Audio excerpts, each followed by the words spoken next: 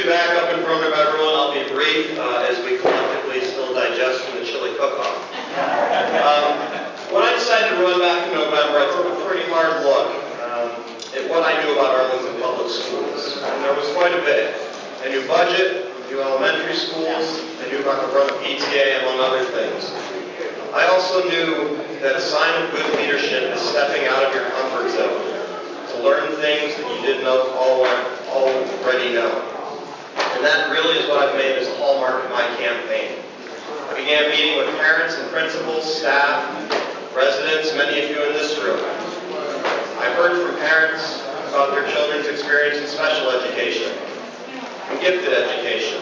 And I've heard from several parents their kids are right in the middle. I did this in the lead up to the caucus, and as this group knows better than anyone, the caucus was canceled, my opponent dropped out. It would have been very easy for me to put my feet up at that point, take a little bit of a break, but that's not what I did. I continued to press on so that if I got elected to the board, I could be ready on day one to make reasonable, informed decisions.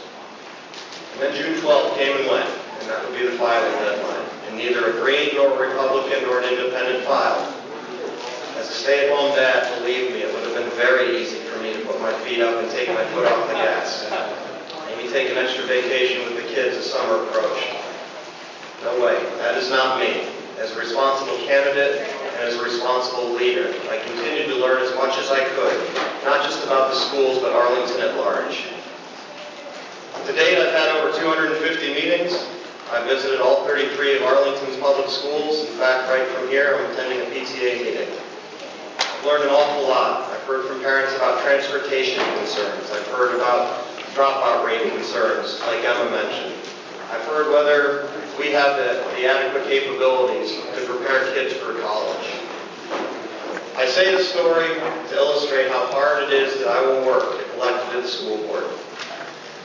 There are 3 things that you can do to help my campaign. The first would be to dust off your yard sign and put it back up. If you don't have one, I have some out here. And if you don't want to grab one here, contact my staff, me, and I'll make sure that you get one. The second is to vote yes for the school bond. Emma referenced our numbers before. We're growing at about 1,000 students a year at roughly 2 elementary schools. That's a lot for a 22,000 school district.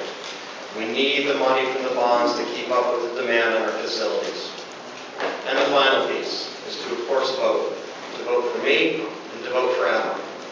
The fact that we are unopposed does not mean that your vote is unimportant. I once again ask for that vote.